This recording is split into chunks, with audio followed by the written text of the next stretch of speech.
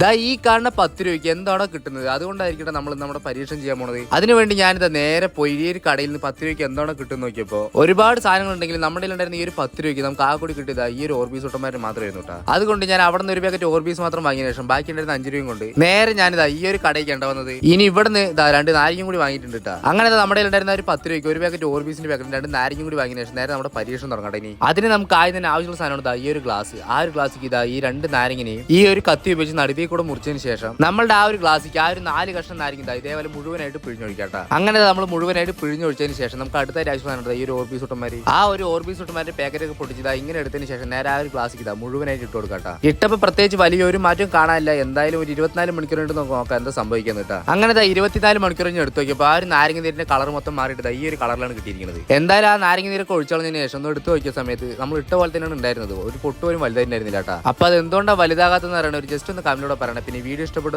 Video like ചെയ്യാനും channel subscribe ചെയ്യാനും മറക്കല്ലേട്ടാ.